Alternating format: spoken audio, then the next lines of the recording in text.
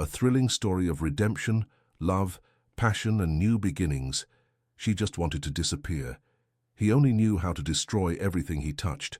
But when she hid between the sheets of the most dangerous man on the coast, their pasts began to bleed, and no one was safe anymore.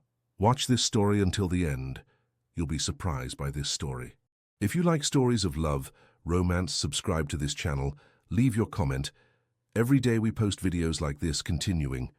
The rain fell in New York with that melancholic persistence of May, transforming the streets into dark mirrors that reflected the city lights like tears. Elena Morgan watched from the window of her friend Marina's apartment, her fingers nervously intertwined in her lap, her heart still racing from the conversation they had just had. 3 days. That was all she had to disappear before Paul discovered where she was. "Are you sure he'll accept?" Eleanor asked for the 5th time, turning to Marina, who was finishing packing her few clothes into a small suitcase. Marina stopped what she was doing and looked directly into her friend's eyes. She had been working as a private chef for 2 years at Alexander Blackwood's property and knew her reserved employer's habits well. "Eleanor, listen. Alexander isn't like other rich men I've worked for. He doesn't ask unnecessary questions, doesn't meddle in anyone's life. If I tell him you need a place to stay for a while, he'll accept, especially if he knows you're running from someone dangerous." Elena nodded, but the knot in her stomach didn't loosen. Running had always been her only option when things became impossible, but this time was different. Paul Durrant wasn't just a possessive boyfriend. He was a federal judge with powerful connections, a man who had transformed love into an elegant and sophisticated prison. For 2 years, Elena had lived in a golden cage, where every movement was monitored, every friendship questioned, every smile analyzed as a possible betrayal. The first time she tried to break up, Paul laughed. The second time, he cried and promised changes. The third time, he showed who he really was. The bruises on her wrist were still purple when Elena finally understood there was no possible negotiation with a man who considered love and property synonymous. "Where exactly is this house?" Elena asked, trying to push away the memories. "It's an old mansion about 2 hours' drive from here, heading toward the coast. It's in an isolated region, somewhat hidden among the mountains. Alexander inherited it from his father, but renovated everything. It's a place, how can I explain? It's as if time stops there. You'll understand when we get there." Marina grabbed her car keys and checked the clock. "He said we can go today. Once we arrive, I'll explain the situation and then return to New York. You can stay as long as you need." The journey to Alexander's property was made in almost absolute silence. Elena looked out the window, watching the urban landscape gradually give way to hills covered with Atlantic forest, small towns that appeared and disappeared like mirages. As they moved away from the city, she felt as if she were leaving behind not just Paul, but an entire version of herself she had learned to hate, the submissive woman, always alert, always afraid of saying the wrong word. When they finally spotted the property, Eleanor held her breath. The mansion emerged from the landscape as if it had sprouted from the rocks themselves. Built of dark stone, with enormous glass windows that reflected the cloudy sky, it rose majestically against a backdrop of mountains covered by dense fog. It wasn't exactly beautiful in the conventional sense, but there was something magnetic about the place, a kind of emotional gravity that both attracted and intimidated her at the same time. "Impressive, isn't it?" Marina commented, maneuvering the car along the gravel road that led to the main entrance. "Alexander says the house is over 100 years old, but he practically rebuilt it inside. He kept only the external structure and some historical pieces." Elena nodded but couldn't take her eyes off the building. There were windows that remained closed, others that seemed to observe them like somber eyes. The sensation was strange, of being evaluated, weighed, judged by something much older and more complex than simple curiosity. They parked in front of a massive wooden door, ornate with wrought iron details. Marina got out of the car with the familiarity of someone who knew the place well, but Elena hesitated for a moment. What if it was a mistake? What if she was trading one prison for another? "Come on, Elena. Everything will be all right."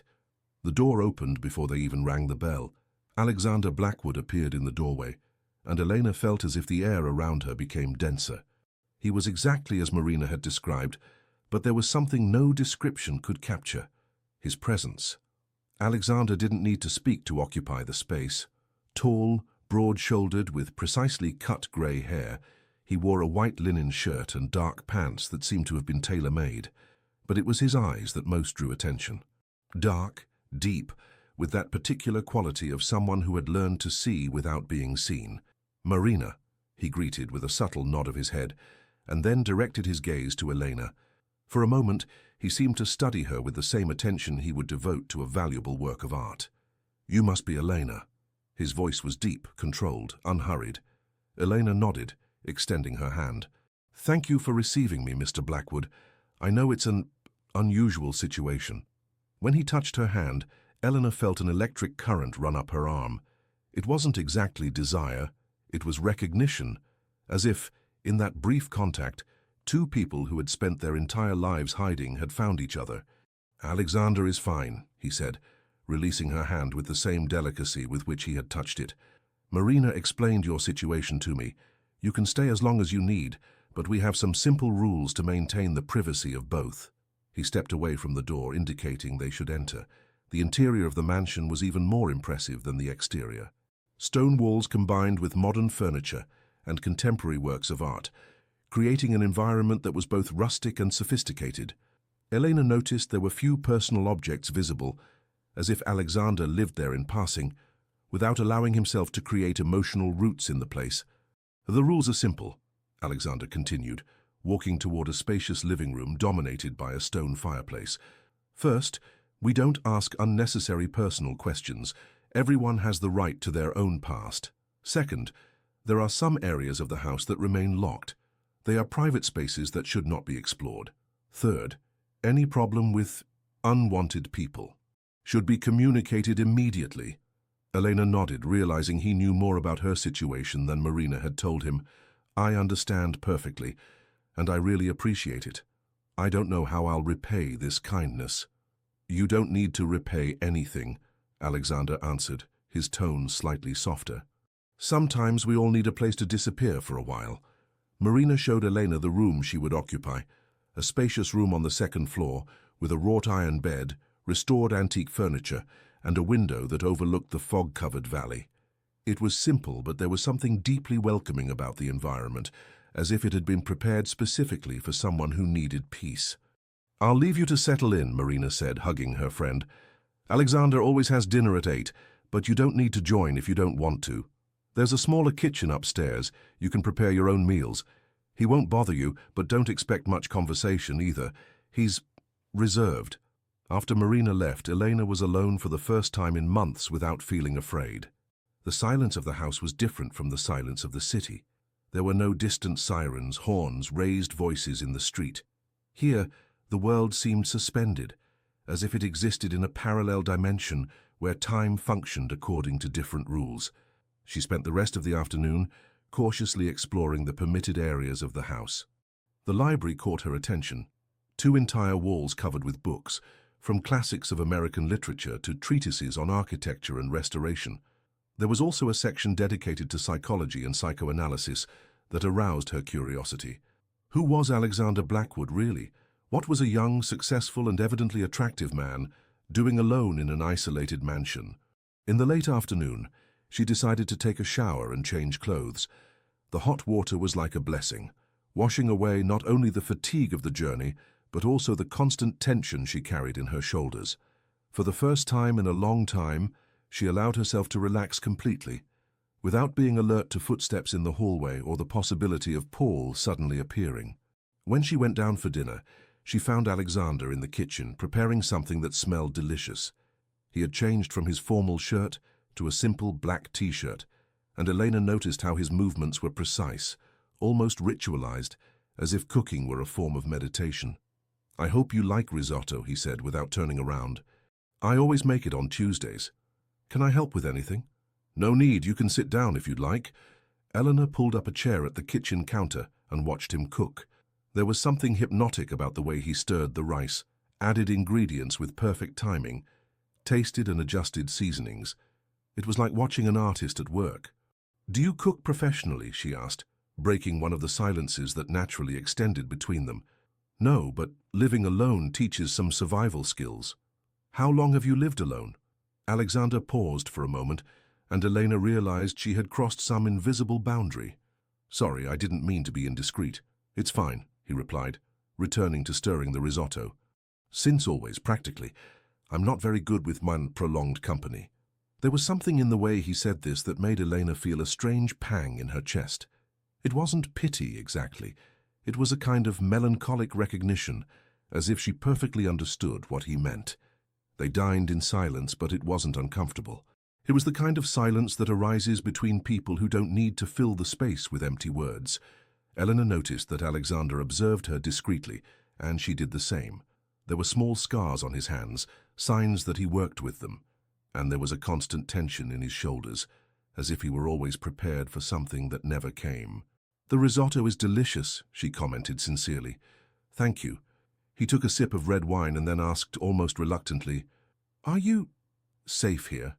I mean, the person you're running from, is there any possibility of them discovering where you are?" Elena felt her stomach contract. "I hope not, but he is persistent and has resources." Alexander nodded as if he understood exactly what she was talking about. "If you need anything, or if you notice any strange movement, let me know immediately, no matter what time." "Why are you doing this?" The question came out before Elena could restrain herself. "You don't even know me." Alexander looked her directly in the eyes for the first time during dinner. "Sometimes we know people in ways that don't involve biography." The response left her speechless. There was something in the way he spoke, an economy of language that made each word heavier, more significant. After dinner, Elena offered to wash the dishes, but Alexander gently refused. She went up to her room but couldn't sleep immediately. The bed was comfortable. The silence of the house was welcoming. But her mind wouldn't stop processing the day, especially the moments when Alexander's eyes met hers. Around midnight, she heard footsteps in the hallway. They weren't furtive footsteps, but there was something restless about them, as if someone were walking without a specific destination. Elena got up silently and cracked open her bedroom door. Alexander was at the end of the hallway, standing in front of a large window that overlooked the valley. He wore only pajama pants, and in the contour of his back she could see the tension he carried, even in moments that should be of rest. For a moment she wanted to go to him, ask if everything was all right, but something made her hesitate. Perhaps it was respect for the rules he himself had established, or perhaps it was the instinct that Alexander was the kind of man who needed to process his demons alone. She returned to bed, but continued hearing sporadic footsteps in the hallway, and that's how she fell asleep, with the strange sensation that, for the first time in a long time, she wasn't really alone. The next morning, she woke to the smell of fresh coffee. When she went downstairs, she found a cup waiting for her in the kitchen, along with a small note. "Had to go out to resolve some matters. I'll be back in the late afternoon. Make yourself at home." Eleanor drank the coffee slowly, savoring not only the beverage but the freedom to do so without hurry, without fear, without having to explain to anyone where she was or why she was taking so long. It was an almost forgotten sensation. She decided to explore the property. The gardens were stunning, a careful mixture of native plants and exotic species that created an almost wild environment, but clearly designed. There were stone paths that led to different areas, a small pond with goldfish, a gazebo half hidden among the trees, a perfectly organized organic garden. It was walking along one of these paths that Elena discovered something intriguing. On the east side of the property, partially hidden by dense vegetation, there was a smaller building that seemed to be much older than the main mansion. The windows were boarded up with wooden planks, and there was a rusty chain locking the main door. Eleanor approached, curious. There was something about that place that both attracted and disturbed her. Through a small gap between the boards, she managed to glimpse the interior. Furniture covered with white sheets, like ghosts of a life that had stopped in time. "Interesting, isn't it?" Elena turned quickly, her heart racing. Alexander was a few meters away, holding a folder of documents. Where had he come from? And for how long had he been observing her? "I'm sorry," she said, backing away from the window. "I wasn't trying to... I was just walking and..." "It's all right," Alexander interrupted, but there was something different in his voice, a tension that wasn't there the night before. "That was the original house on the property, where my father and grandfather were born." "It's beautiful," Elena commented, trying to sound casual. Why is it closed up? Alexander looked at her for a long moment before responding. Some things are better left in the past. He turned to leave, but Elena, on impulse, asked, Alexander? He stopped, but didn't turn around. Thank you, for letting me stay here, for not asking questions, for treating me like a normal person. This time he turned, and Elena saw something in his eyes that she couldn't completely identify. Gratitude, recognition, or perhaps just surprise at having been seen, really seen, by someone. You're welcome, he said simply, and continued walking toward the mansion. Elena stood there for a few more minutes, looking at the abandoned house. There were secrets in that place, layers of history that Alexander carried alone, and for the first time since she had arrived there, she wondered if it wasn't just her who was running from something. That night, during dinner, the atmosphere was different, heavier. Alexander seemed distracted, and Elena noticed that he observed her when he thought she wasn't paying attention. There was something changing between them, a subtle but perceptible change, like when you feel a storm approaching even before seeing the clouds. Have you ever been married? The question came out before Elena could censor herself. Alexander paused with his fork halfway to his mouth. No. Never wanted to? I did. Once. He put his fork on his plate and looked at her directly. And you? Besides this man you're running from? Elena felt her cheeks flush. No. Paul was the first serious relationship I had. At 33 it seems ridiculous, but it doesn't seem ridiculous, Alexander said softly. Sometimes we wait so long because we know that when it happens it will be forever. There was something in the way he said this that made Elena's heart race. And what happened? Her with the person who made you want to get married. Alexander was silent for so long that Elena thought he wasn't going to answer.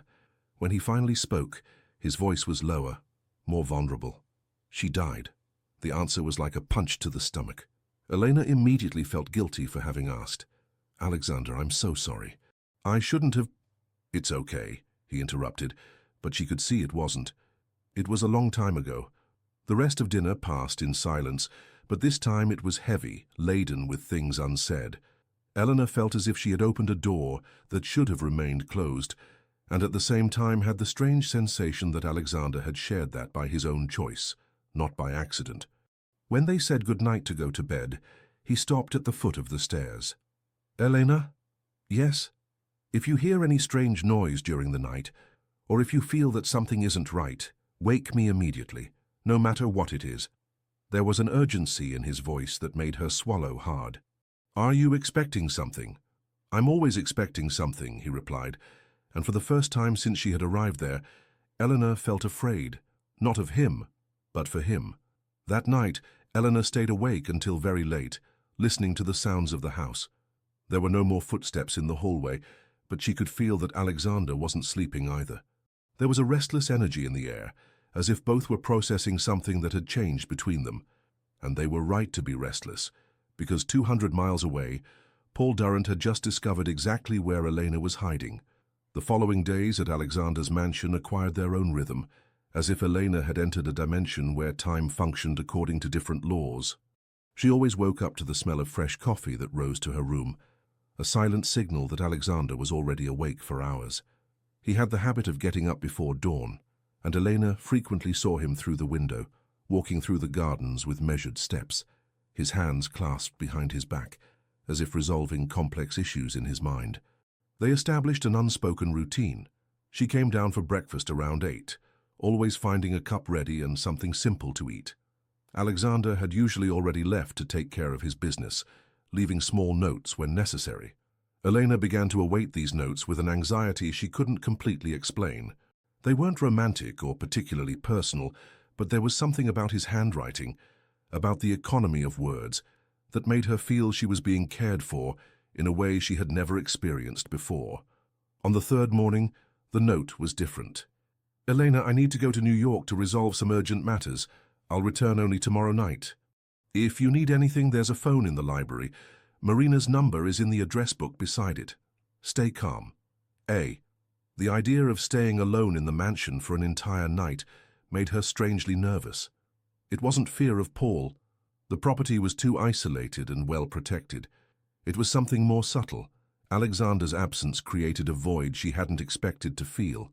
As if, in just a few days, she had become accustomed to his silent presence, to the sensation of security that emanated simply from knowing he was nearby.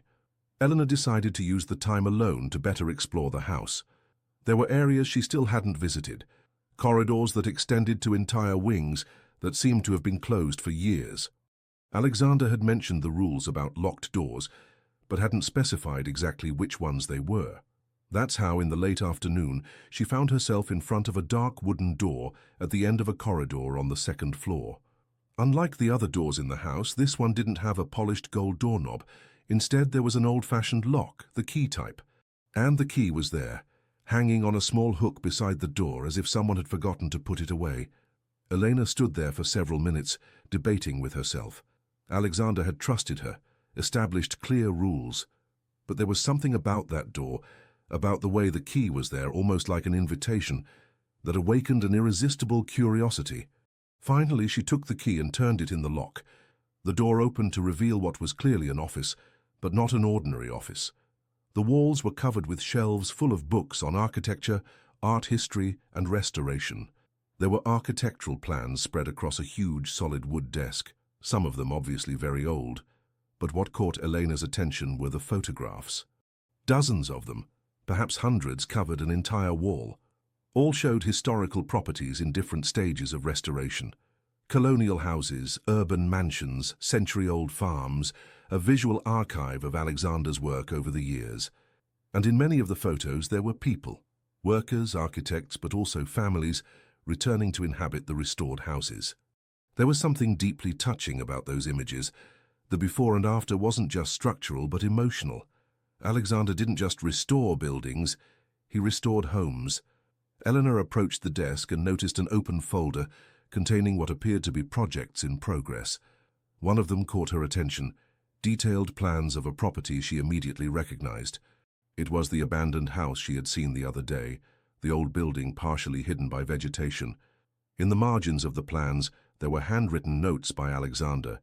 Main structure preserved, solid foundations, memories to investigate. Memories to investigate. The phrase intrigued her.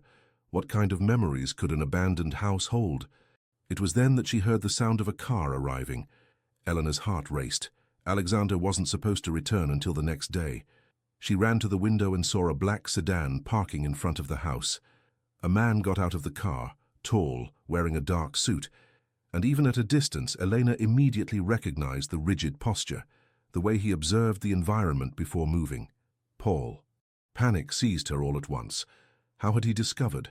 How had he arrived there so quickly? Elena quickly closed the folder, turned off the lights in the office and left, locking the door behind her. She needed to think fast. The property was large, perhaps she could hide until he left. Or maybe she should call the police. But Paul was a federal judge. He had connections, ways to make his word more important than hers. She went down the stairs silently and hid behind one of the stone columns in the main hall, from where she could see the front door. Paul knocked 3 times, with that persistence she knew well. When there was no response, he knocked again, harder. "Eleanor!" His voice traveled through the massive wooden door. "I know you're in there. We need to talk." The tone was controlled, but Eleanor knew the signs. There was a tension beneath the surface indicating that Paul was holding back his anger with great effort. He knocked again, and then Elena heard footsteps moving away from the main door. He was going around the house looking for other entrances. Eleanor ran to the kitchen and picked up the phone. She dialed Marina's number, but it went to voicemail. She tried again, her hands trembling. Nothing. Then she remembered Alexander's note. He had said to call if she needed anything, but he hadn't left his number. It was then that she heard the sound of glass breaking. Paul had forced one of the living room windows.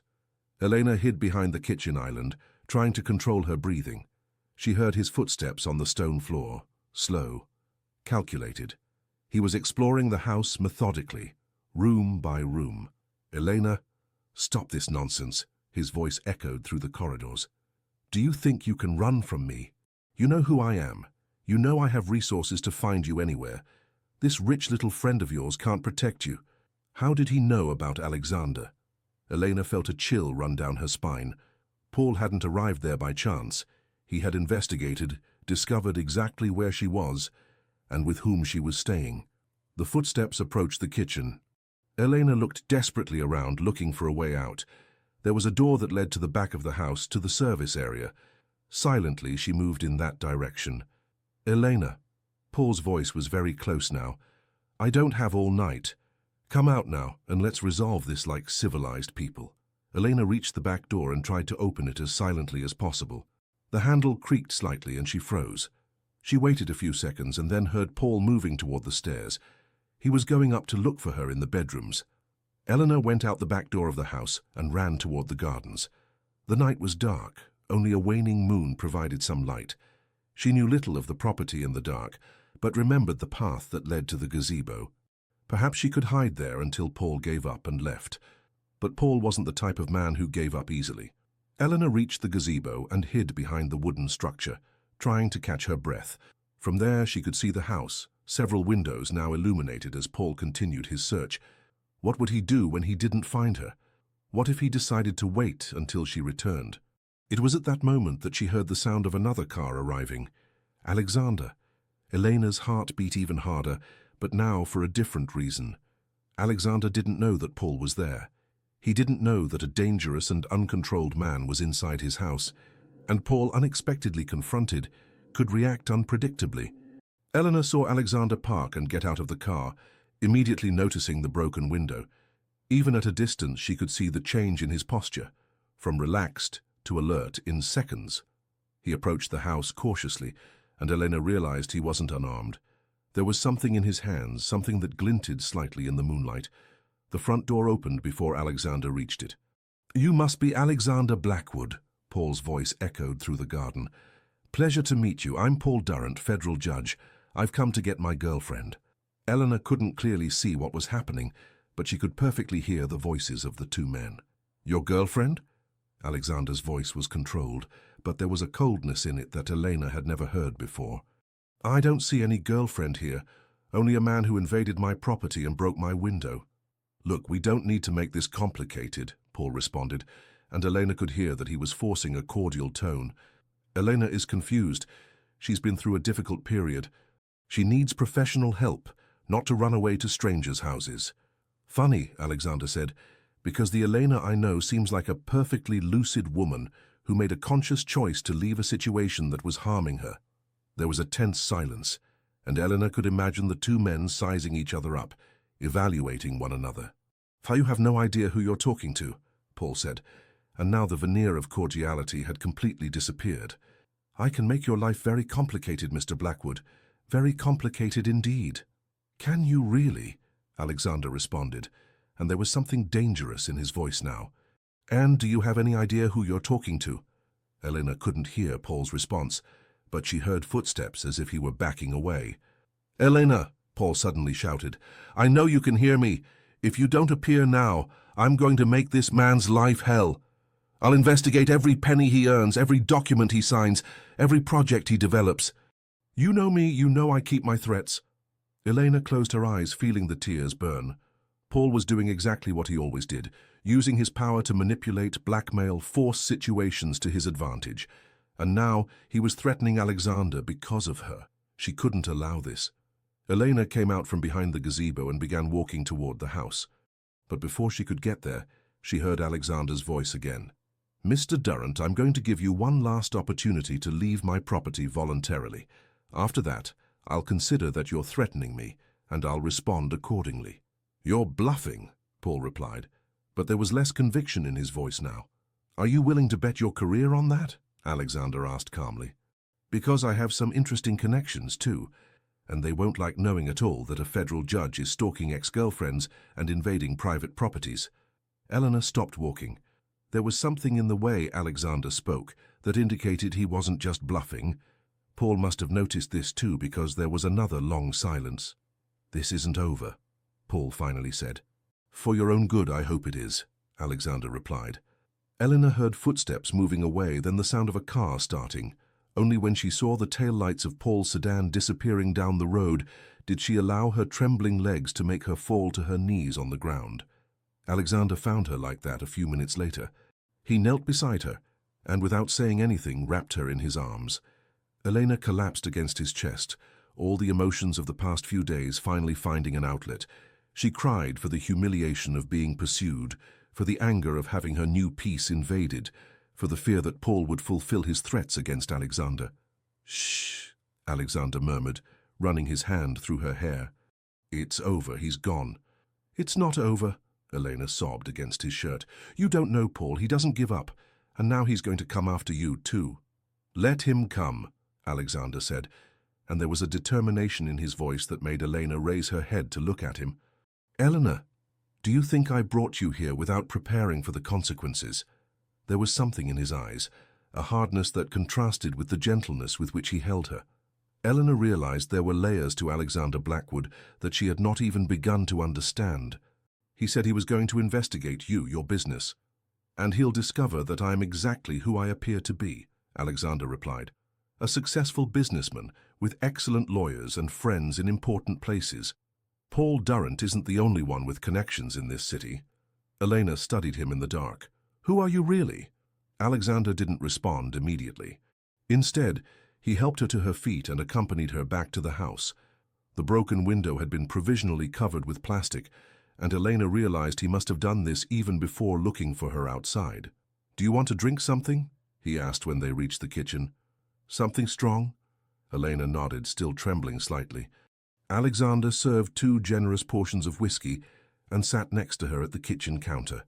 "To answer your question," he said after taking a sip, "I am someone who learned early that if you don't protect yourself, no one else will do it for you."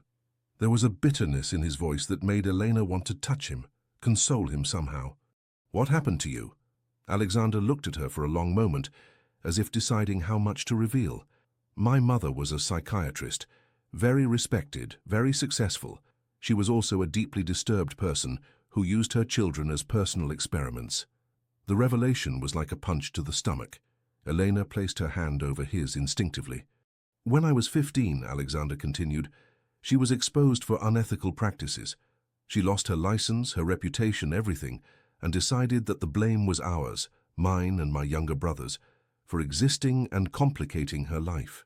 Alexander, the house you saw yesterday, the abandoned one, that's where we grew up, where she would lock us up for days when she was working, where she experimented with psychological manipulation techniques that she later used on patients." Eleanor felt nauseous. "Where is she now?" "Dead. For 10 years. Alexander finished his whiskey in one go. "But the lessons she taught me about how people with power can destroy those who depend on them, those lessons stayed." Elena understood then why Alexander had reacted so coldly to Paul's threats. He knew exactly what kind of man he was dealing with, because he had grown up with an even worse version. "That's why you live alone," she said softly. "That's why you don't trust people." "That's why I choose very carefully who I trust," he corrected, looking directly at her. "And when I choose, I protect." There was something in the way he said this that made Elena's heart race. "Alexander—" "Elena," he interrupted, turning completely to face her. "I need you to understand something. Paul Durrant may try to make my life complicated, but I won't let him get near you again, not while you're under my protection." The word protection should have frightened her. With Paul, protection was always synonymous with control, possessiveness, imprisonment. But when Alexander pronounced it, it sounded like freedom. "Why are you doing this?" she asked. "Why do you care what happens to me?" Alexander didn't answer immediately. Instead, he raised his hand and gently touched her face, his thumb tracing the line of her cheek. "Because when you arrived here," he said finally, "for the first time in a very long time, this house didn't seem empty." The confession hung between them like a bridge that neither knew if they were ready to cross. Elena felt drawn to him in a way that wasn't just physical. It was as if 2 people who had spent their entire lives hiding had finally found someone who saw them completely. "Alexander," she whispered, covering his hand with hers. He leaned toward her, and when their lips touched, it was as if all the fear, all the tension of the past few days transformed into something completely different. The kiss was soft at first, almost hesitant, as if both were testing whether this was real, whether it was safe. But then Elena moved closer, and the kiss deepened, became more urgent. There was need there, but it wasn't the desperate need for escape that she had felt with Paul. It was the need for connection, to be seen, to be touched by someone who understood what it meant to carry invisible wounds. When they separated, both were breathing heavily. "Elena," Alexander said, his forehead resting against hers, "if we do this, there's no going back. I'm not good at casual relationships. When I care about someone, I care completely." His brutal honesty left her speechless for a moment. It was so different from the games Paul always played, the manipulations and empty declarations. "I don't want something casual," she replied. I want to feel alive again." It was all he needed to hear. Alexander kissed her again, this time without hesitation, without reservations. Elena felt herself melt against him, all the defenses she had built over the years disappearing like smoke. When he lifted her in his arms, she didn't protest. When he carried her up the stairs toward his bedroom, she only nestled against his chest. Alexander's bedroom was Spartan, almost monastic. A large wrought-iron bed, functional furniture, bare walls except for a single framed photograph that Eleanor couldn't see clearly in the dim light. But there was something deeply intimate about being there, in his most private space. Alexander set her down beside the bed, and for a moment they just looked at each other. There was something ritualistic about it, as if both were conscious that they were crossing a line that would change everything between them. "Are you sure?" he asked, his hands resting gently on her waist. In response, Eleanor began to unbutton his shirt. Her fingers trembled slightly, not from fear, but from anticipation. When the shirt fell to the floor, she could see the scars she had only guessed before. Small marks that told the story of a difficult childhood, of a man who had learned to survive. Elena touched them softly, and Alexander closed his eyes, as if he weren't accustomed to being touched with tenderness.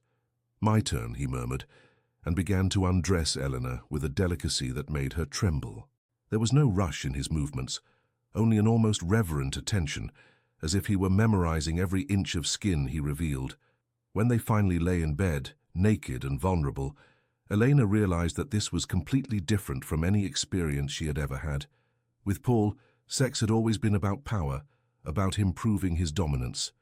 But with Alexander, it was about connection, about two wounded people finding healing in each other. He touched her as if she were something precious, something that could break if handled with haste. And she returned every caress, every kiss, every whisper of pleasure that escaped from his lips. It was urgent and gentle at the same time, desperate and pure tenderness. When they finally united, Elena felt as if she were coming home after a long journey in hostile territory, and when they reached climax together, she knew that her life had irrevocably changed.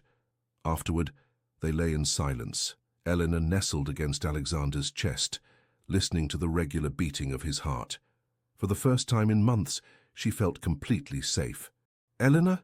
Alexander said softly, running his fingers through her hair. "Paul will return. Not today, not tomorrow. But he will return. And when that happens, I won't let him get near you."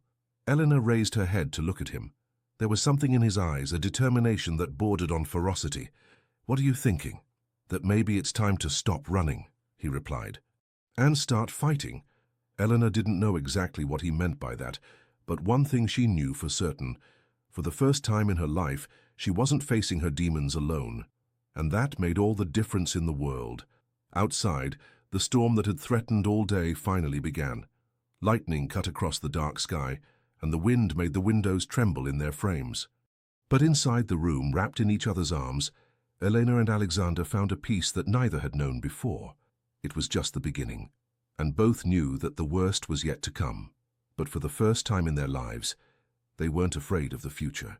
Elena woke to the sound of glass being put in place. It was still early. The sun had barely risen.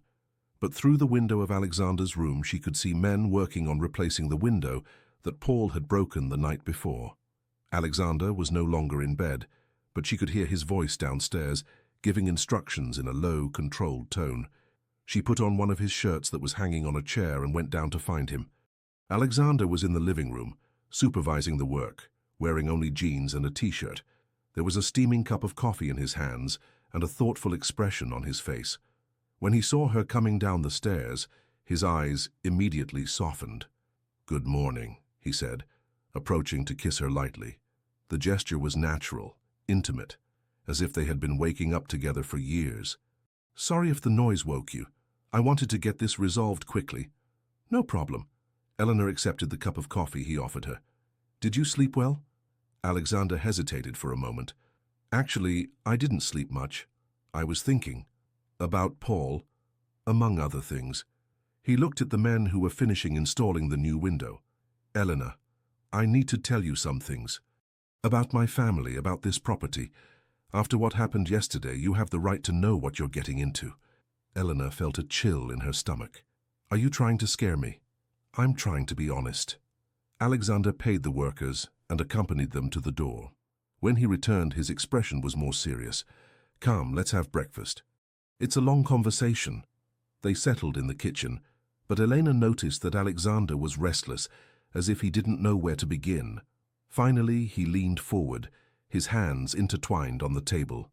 You asked yesterday who I really am, he began. The truth is that even I'm not sure sometimes.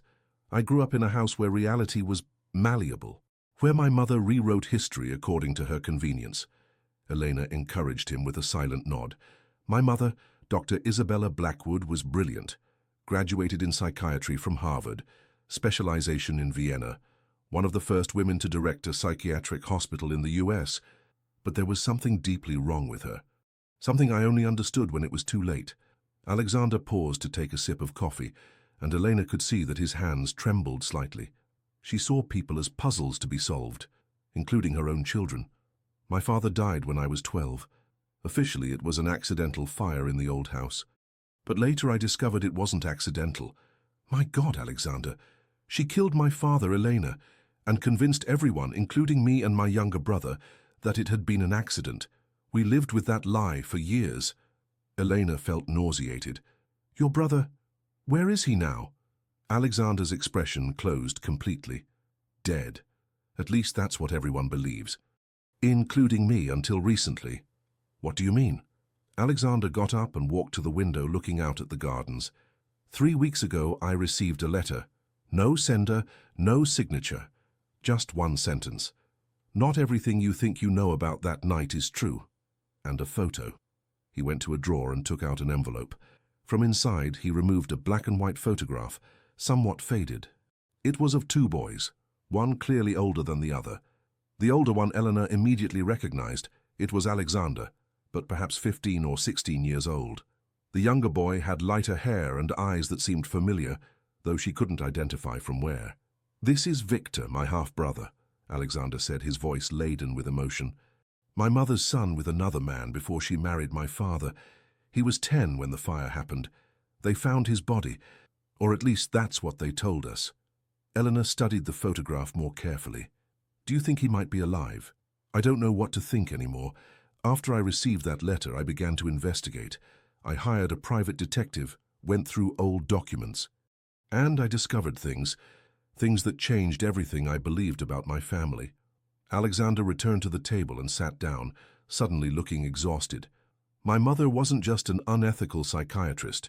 She was involved with illegal experiments, experimental therapies that today would be considered torture. And she used her own children as guinea pigs. Elena extended her hand and touched his. Alexander, you don't need to tell me all this if it's too painful. Yes, I do, he replied, squeezing her hand. Because if we're together, if this between us is real, you need to know what kind of past I carry. You need to understand why I am the way I am. Elena nodded, preparing herself to hear the rest. The abandoned house you saw where we grew up, my mother transformed it into a personal laboratory. She would lock us in there during her experiments, shock therapy, sensory deprivation, prolonged isolation, all in the name of science. Alexander's words were like punches to Eleanor's stomach. How could a child survive this? Victor was more sensitive than me, more fragile. He began to have episodes, panic attacks, psychotic outbursts. My mother said he was progressing with the experiments. On the night of the fire, Victor had tried to tell my father what she was doing to us. Alexander stopped speaking, as if the next words were impossible to pronounce. And? My father confronted my mother. They fought. It was the first time I heard my father yell at her. He said he was going to report her, that he was going to take us away from there. A few hours later, the house was in flames. Elena felt tears forming in her eyes. And you believed it was an accident? My mother convinced us that Victor had caused the fire during one of his outbursts, that my father died trying to save him, and that Victor died in the process. She made us believe we were guilty, that if we had been better children, this wouldn't have happened. The manipulation was so cruel, so calculated, that Eleanor felt sick. How did you discover the truth? Documents, recordings my mother made of the experiments. She kept detailed records of everything. And mainly, the testimony of a nurse who worked with her and who finally decided to speak before she died. Alexander got up again and went to a shelf, from which he took an old leather folder. Everything is here. Recordings, photos, medical reports. Evidence that my mother was a psychopath who used her profession to torture children, and evidence that she killed my father because he discovered everything. Elena opened the folder with trembling hands. The first pages were medical reports, written in Isabella Blackwood's precise handwriting. But the content was horrifying. Clinical descriptions of experiments conducted on children, identified only as Subject A and Subject B. You were Subjects A and B. I was A. Victor was B. Alexander ran his hand through his hair. She documented our reactions to different types of trauma, as if we were lab rats. Elena continued, flipping through the folder, and found photographs. They were disturbing images of children clearly in distress, faces she recognized as younger versions of Alexander and Victor. How did you get all these documents? When my mother died, she left everything to me. I believe it was a last form of torture, forcing me to discover the truth about what she did to us. Elena closed the folder, unable to see more. And now you think Victor might be alive? The letter I received doesn't prove anything, but there are inconsistencies in the official report of the fire. The body they identified as Victor's. There were doubts at the time, but they were hushed up. Alexander sat back down, looking directly at Elena. Elena, if Victor is alive, if he comes back, I don't know how he'll be. I don't know what kind of man he became after going through all this, and I don't know if he'll blame me for what happened. Why would he blame you? Because I believed her version, because for years I thought my younger brother was a crazy murderer, because I didn't do anything to look for him when I could have. The guilt in Alexander's voice was palpable, and Elena felt her heart break for him. You were a traumatized child being manipulated by a psychopath, she said firmly. You can't blame yourself for the lies she made you believe. I can and I do, Alexander replied. And if Victor returns, I'll have to face the consequences of all this.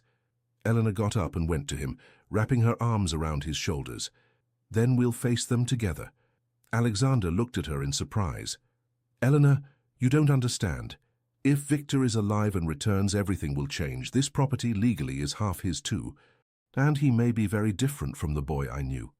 I don't care, Elena said, kissing his forehead. I won't abandon you because of your past. They remained embraced like this for a few minutes, and Elena could feel the tension gradually leaving Alexander's body.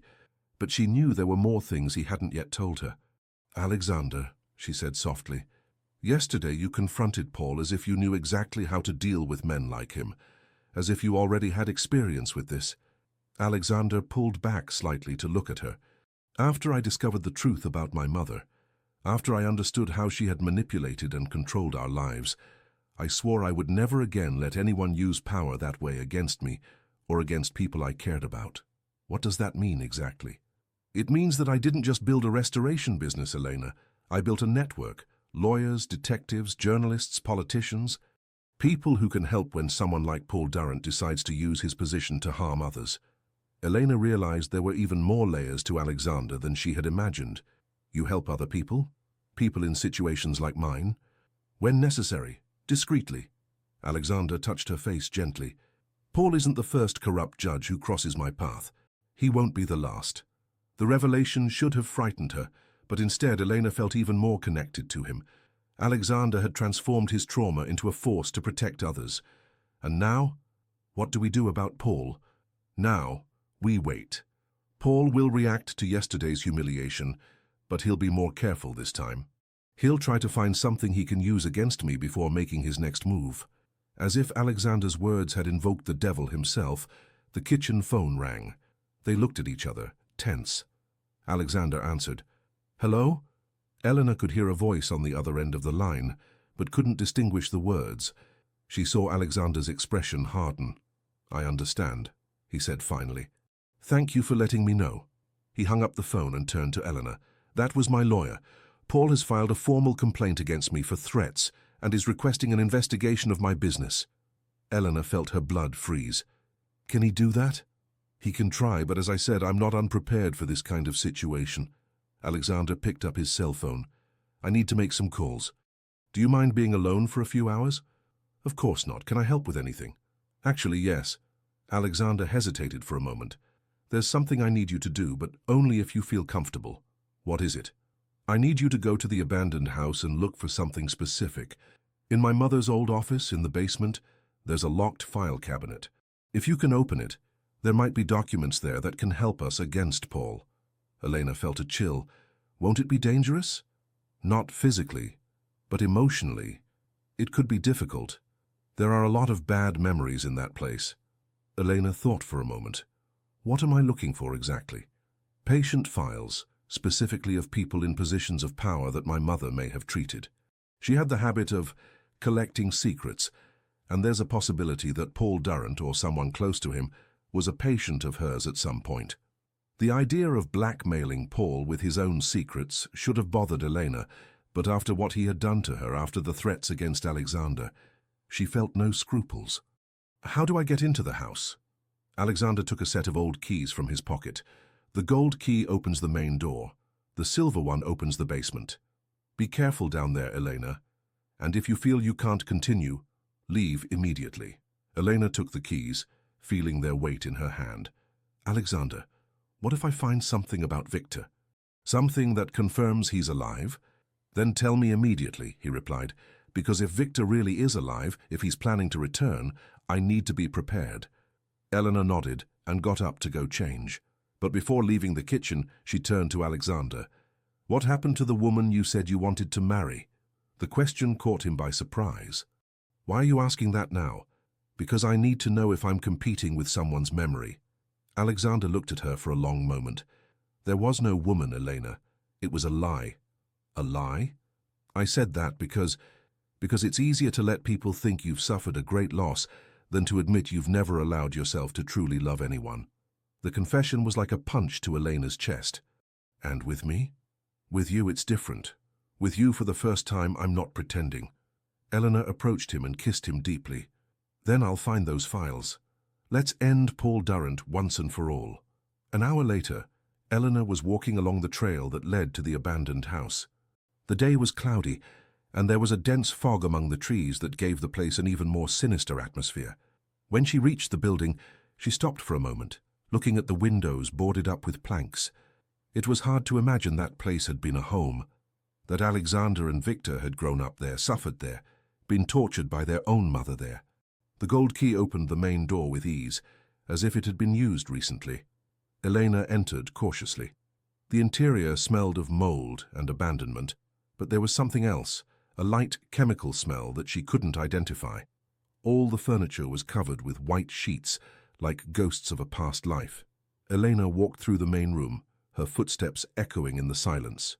There were photographs on the walls, but covered with dust and difficult to distinguish. She found the staircase that led to the basement and descended slowly. Each step groaned under her weight, and she wondered how many times Alexander and Victor had descended those same steps, probably terrified. The basement was larger than she expected. There were several rooms, some with metal doors that looked like cells. Elena felt nauseated imagining what they had been used for. The office was at the end of a narrow corridor. When Elena opened the door, she turned on a flashlight that Alexander had lent her. What she saw made her freeze in horror. The room was exactly as it had been left decades ago. There was an examination table in the center, with leather straps to restrain patients. Medical instruments were arranged on a tray beside it, some still stained with what appeared to be old blood. And on the walls there were photographs, dozens of them, showing children in various stages of suffering. Helena recognized Alexander and Victor in many of the photos, and had to lean against the wall to avoid fainting. It was then that she saw the file cabinet Alexander had mentioned. It was a large metal cabinet, locked with an old padlock. Elena tried several keys until she found the one that opened it. Inside were folder after folder of documents, names, dates, detailed descriptions of treatments. Eleanor began to quickly flip through, looking for any reference to Paul Durrant. She found something better. In a folder marked Special Cases, there was a file on a young man named Paul Edward Durrant. The dates indicated that he had been a patient of Isabella Blackwood during his adolescence, treated for aggressive tendencies and sociopathic behavior. Eleanor read the file with increasing shock. Paul had been admitted to the psychiatric hospital directed by Isabella for 6 months at 16, after being accused of domestic violence against a girlfriend. The treatment had included shock therapy and experimental medication. But there was something more disturbing. In the last pages of the file, Isabella had noted, "Patient demonstrates superior intelligence and remarkable capacity for manipulation. I recommend long-term monitoring.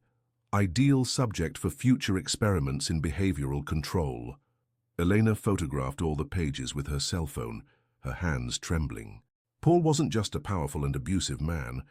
He was a product of the same experiments that had tortured Alexander and Victor. She was putting the documents away when she heard a sound upstairs. Footsteps. Someone had entered the house. Elena turned off the flashlight and remained completely still, trying to listen. The footsteps were slow, deliberate, as if the person was methodically exploring the house. It couldn't be Alexander. He was at home making calls. And it didn't sound like Paul's footsteps. These were heavier, more careful. Elena waited several minutes in complete silence. The footsteps stopped directly above where she was. Then she heard the unmistakable sound of someone coming down the basement stairs. She panicked. There was no other exit from the office besides the main door. She was trapped. The person reached the end of the corridor and stopped in front of the office door. Eleanor held her breath, praying that whoever it was would go away, but the door opened slowly. Against the light from the corridor, Eleanor saw the silhouette of a tall man. She couldn't distinguish the face, but there was something familiar in the posture, in the way he moved. "Who's there?" a male voice asked softly. Eleanor didn't answer, hoping that perhaps the person would think the office was empty. "I know someone's in there," the voice continued, still soft but with a quiet authority. "You don't need to be afraid. I won't hurt you." There was something about the voice that made Elena hesitate. It was familiar, but she couldn't identify from where she knew it. "Please come out from where you're hiding. I need to talk to you." Slowly, Elena stood up from behind the examination table where she had hidden. She turned on the flashlight and directed the beam of light at the man in the doorway. What she saw made her let out a cry of surprise. The man had light hair, almost blonde, and eyes that she immediately recognized from the photograph Alexander had shown her. He was older, obviously, with some scars on his face and an expression that had hardened over the years. But it was unmistakably Victor Blackwood. "You must be Elena," he said, a sad smile appearing on his face. "The woman my brother is protecting." Elena couldn't respond. She was in shock, trying to process what she was seeing. "I know it's a shock," Victor continued, entering the office completely.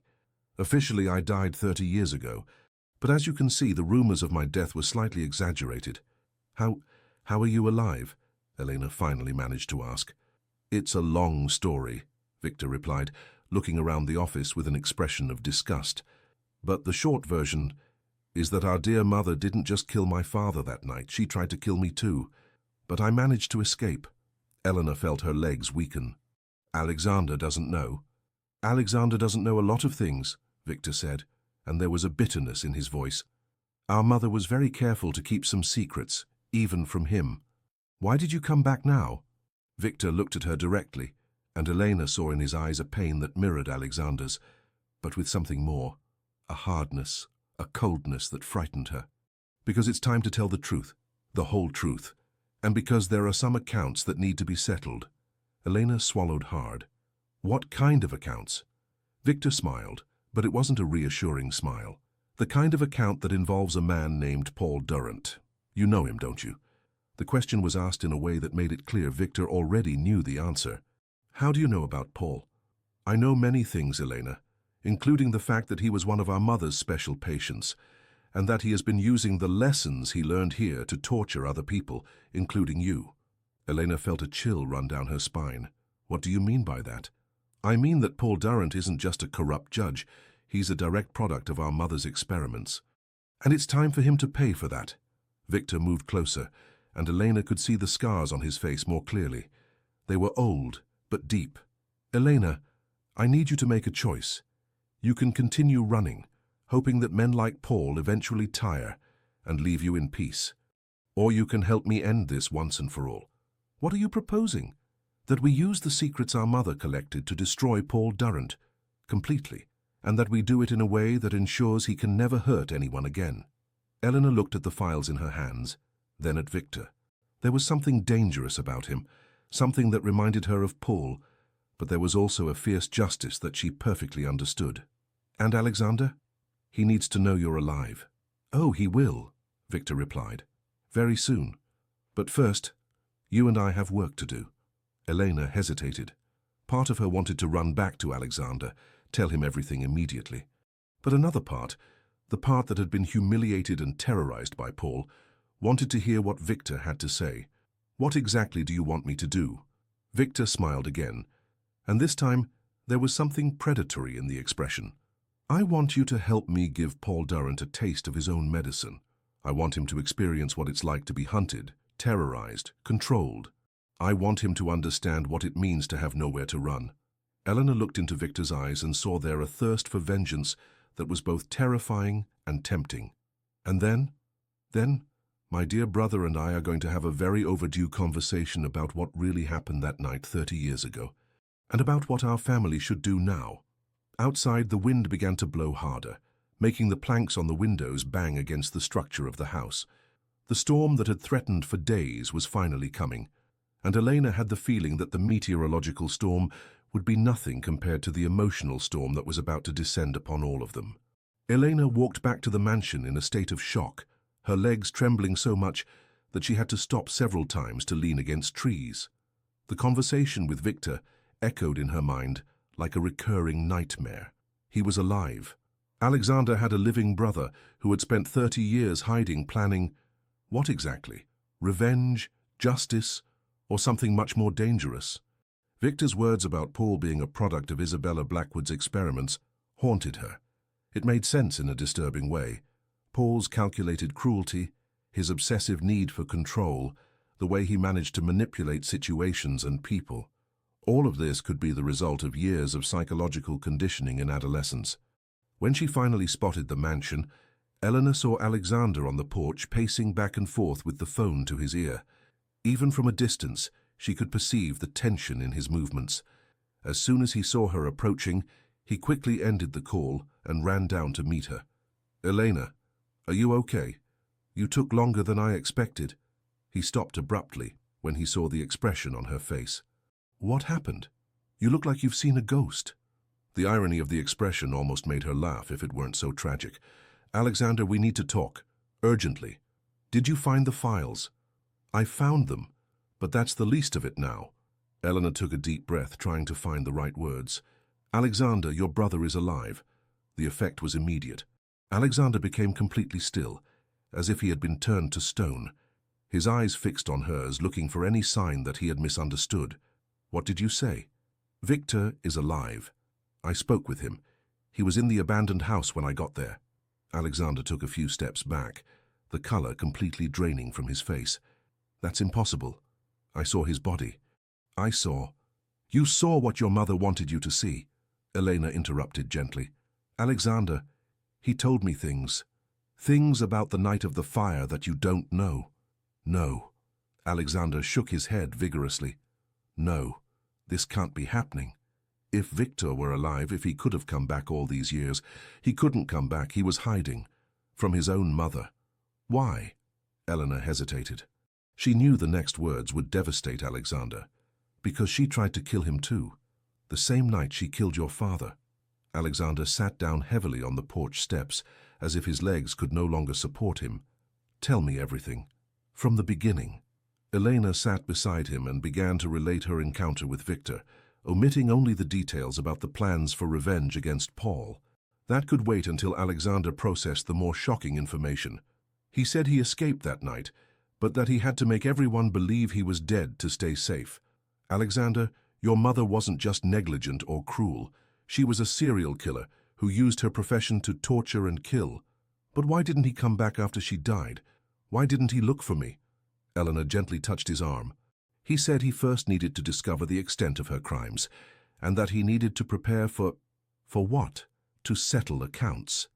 Alexander raised his head sharply. What kind of accounts? Eleanor knew the time had come to tell him about Paul. Alexander, do you remember when you said your mother had the habit of collecting secrets from powerful people? Yes. Paul Durrant was her patient. As an adolescent, admitted for 6 months to the psychiatric hospital she directed, she subjected him to the same types of experiments she did with you. Alexander's expression changed completely. The shock was replaced by something much more dangerous. Paul is a product of her experiments. Victor believes Paul uses the techniques he learned there to torture other people, including me. Alexander abruptly stood up and began pacing back and forth again. My God, Elena, do you understand what this means? That Paul isn't just an abusive man. He's a weapon created by your mother. And what does Victor want to do with this information? Elena hesitated. He wants to destroy Paul completely. And you? What do you want? The question caught her by surprise. What did she want? She wanted Paul to pay for what he had done to her, but she was also frightened by the thirst for vengeance she had seen in Victor's eyes. I want justice, she said finally. But I don't know if what Victor is planning is justice or revenge. Alexander stopped pacing and looked at her directly. Where is he now? Still in the abandoned house, I think. He said he would wait there until I spoke with you. Then let's go there now. Alexander, are you sure you're ready for this? He looked at her with a determination she had never seen before. Eleanor, I've spent 30 years believing my younger brother died because of me, that I could have saved him if I had been stronger, smarter, braver. If there's a chance, even a small one, that he's alive and that I can finally talk to him. He may be very different from the boy you remembered. I am too. Alexander took her hand. Let's go. The path back to the abandoned house was made in silence.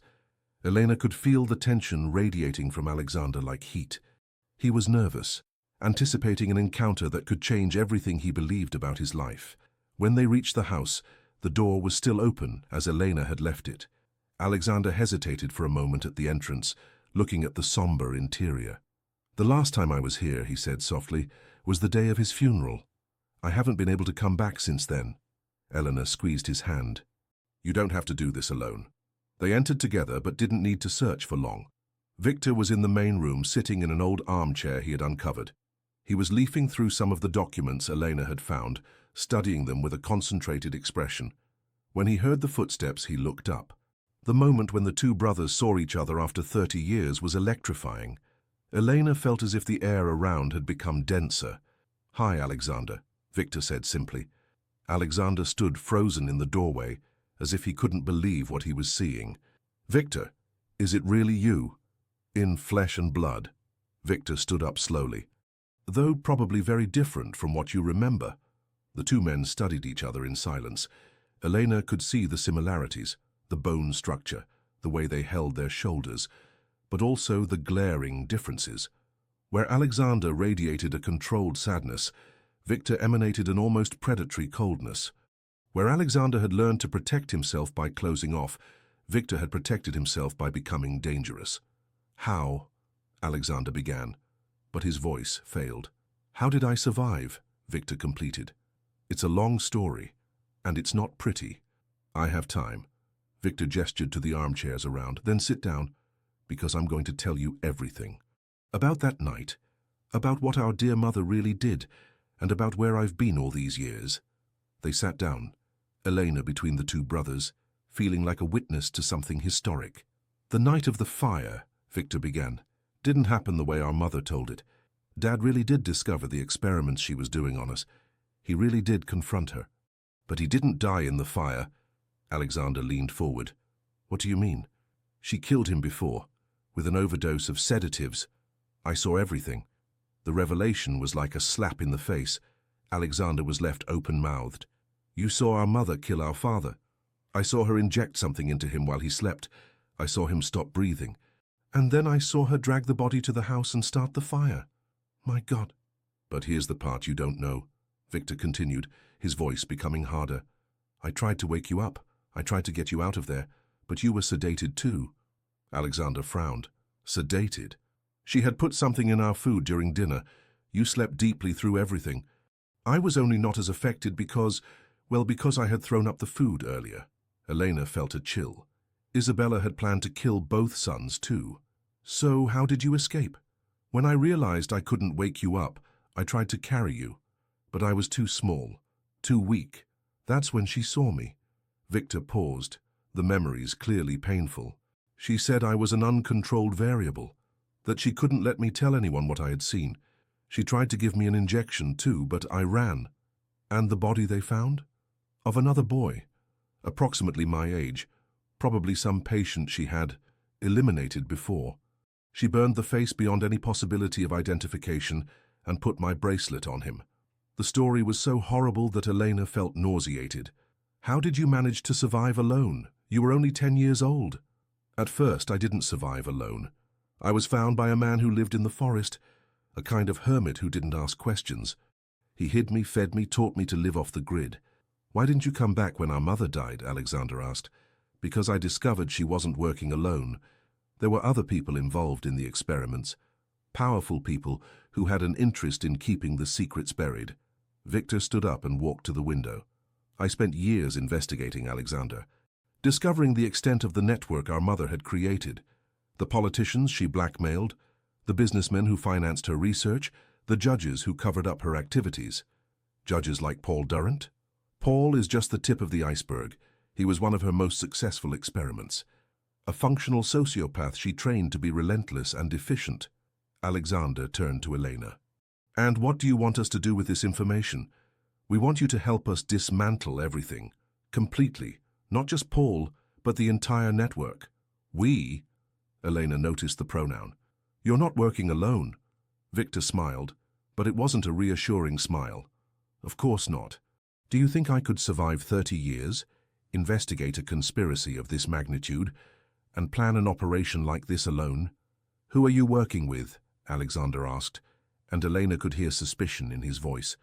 With people who have an interest in seeing justice done, people who were harmed by the system our mother helped create. The evasive answer left Elena uncomfortable. What kind of people? Ex-patients who survived, families of victims who died, investigative journalists who were silenced, lawyers who tried to report and were professionally destroyed. It seemed legitimate, but there was something in the way Victor spoke that made Elena nervous. And what exactly is the plan? Alexander asked. First, destroy Paul Durrant. Use the files Elena found to expose everything he did as a product of our mother's experiments. Force him to confess everything. And if he doesn't confess, Victor's eyes hardened. He will confess. The certainty with which he said this made Elena swallow hard. Victor, are you talking about torturing him? I'm talking about giving him a taste of his own medicine, about making him understand what it means to be helpless, to be controlled, to be psychologically broken. That's revenge, not justice, Alexander said firmly. What's the difference? Victor replied. Our parents died. We were tortured. Dozens of other children were tortured, and those responsible lived happy and prosperous lives while their victims suffered. If this doesn't deserve vengeance, what does? Elena could understand Victor's anger, but she was also frightened by the coldness in his eyes. And after Paul, what do we do with the rest of the network? Complete exposure, international media, criminal investigations, lawsuits that will destroy careers and send people to prison. This could work, Alexander said slowly, but it has to be done right, legally, with evidence that will hold up in court. Victor laughed, but there was no humor in the sound. You still believe in the system, brother, after everything our mother did using the system, after seeing how Paul uses his position to torture women. I believe in justice, not in revenge. Then we are more different than I thought. The tension between the two brothers was becoming palpable. Eleanor realized they had processed their traumas in completely opposite ways. Alexander had become protective and controlled. Victor had become predatory and relentless. You both want the same thing, she intervened. You want Paul to pay for what he did. You want your mother's victims to have justice. The only difference is the method. The method matters, Alexander said. To whom? Victor replied. To Paul? To the women he tortured? To the children our mother killed? Elena stood up, feeling overwhelmed by the tension between the brothers. I need some air. She left the house and walked to a nearby clearing, trying to process everything she had heard. Two men she loved, in different ways, were on opposite sides of an issue that could determine whether Paul would be stopped or whether she would spend the rest of her life running. A few minutes later, Alexander found her. "Sorry about that in there," he said, approaching. "I didn't expect Victor to be so intense. He has the right to be angry, you both do. But I don't have the right to become what our mother was, a monster who uses others' pain to justify her actions." Eleanor turned to look at him. "Do you think that's what Victor has become?" "I don't know, but I'm afraid to find out." They were silent for a few minutes until they heard the sound of a car approaching. Elena felt her blood freeze. "Are you expecting someone?" "No." The car stopped on the road, and Elena immediately recognized Paul's black sedan. But this time he wasn't alone. Two other men got out of the car with him, both clearly private security guards. "Eleanor," Paul's voice echoed through the forest. "I know you're there. Come out now and nobody gets hurt." Alexander grabbed Elena's arm. "Let's go back to the house. Victor needs to know Paul is here." They ran back, but when they reached the main room, Victor had disappeared. Only the documents remained scattered on the table. "Victor," Alexander called in a low voice. There was no response. "Eleanor," Paul's voice was closer now. "Last chance. Come out voluntarily or we're coming in there to get you." "Where did he go?" Eleanor whispered. "I don't know, but we have to get out of here. Now." They began to move toward the back door, but the sound of glass breaking made them stop. Paul had forced his way in through the front window. "Very well," his voice echoed through the house. "We'll do this the hard way." Elena heard heavy footsteps approaching. Paul had brought help this time, and he seemed determined not to take no for an answer. It was then that the lights went out. The entire house plunged into complete darkness. Elena heard Paul curse. "What the hell? Boss, I think someone cut the power," one of the unknown voices said. "Then use the flashlights, idiots." Elena felt Alexander's hand find hers in the darkness. He gently pulled her in the direction she assumed was the back exit. But before they could move very far, they heard a voice that froze Elena's blood. "Paul Durrant." The voice came from somewhere above them, as if someone was speaking from the second floor. "Who's there?" Paul shouted, clearly nervous. "Someone you know very well. Someone who has been waiting a long time to speak with you." It was Victor, but his voice had completely changed. There was an almost hypnotic quality to it, controlled and threatening. "I am a federal judge," Paul shouted. "Anything you do to me will be considered assault on a justice official." "Justice," Victor's voice echoed through the house with disdain. "You don't know the meaning of that word, Paul, but you will learn." Elena heard the footsteps of Paul's men moving through the house, looking for the stairs, but then she heard another sound, a sound that made her realize Victor wasn't alone. There were other footsteps, at least 3 or 4 pairs of heavy boots moving through the house. "Boss," one of the nervous voices said, "I think we're outnumbered." "Impossible," Paul replied, but Eleanor could hear uncertainty in his voice. "Paul," Victor's voice came again, now from a different direction. "Do you remember Dr. Isabella Blackwood, your former psychiatrist?" The silence that followed was deafening. "Do you remember what she did to you? The experiments? The sessions where she broke your mind and rebuilt it according to her specifications?" "I don't know what you're talking about," but Paul's voice was trembling now. "Of course you remember. You remember every electric shock, every experimental drug, every session where she taught you that pain was power, and that power was all that mattered in life." Elena felt Alexander tense beside her. Victor was revealing information that could only have come from his mother's most secret files. "She created you, Paul. She molded you to be exactly what you are, a calculating predator who uses his position to inflict the same kind of trauma that was inflicted on you." "Shut up," Paul shouted, and Eleanor could hear real panic in his voice now. "But here's the funny thing about psychological experiments, Paul. They can be undone. The mind that was broken and rebuilt can be broken again, and this time it can be rebuilt in a different way." The heavy footsteps had completely surrounded Paul and his men. Elena could hear heavy breathing, nervous murmurs. "What do you want?" Paul asked, his voice now small and frightened. "We want you to experience what your victims experienced. We want you to understand what it means to be helpless. And when we're finished, we want you to confess. Everything. Every crime. Every abuse. Every life you destroyed." "And if I don't do that?" Victor's laughter echoed through the house, and it was a sound that made Elena shiver. "Oh, Paul, you will. Because unlike you, I really understand how to break a person without leaving physical marks. And unlike our dear mother doctor, I'm going to have all the time in the world to do this right." It was then that Elena understood. Victor wasn't just planning to expose Paul, he was planning to torture him in the same way they had been tortured.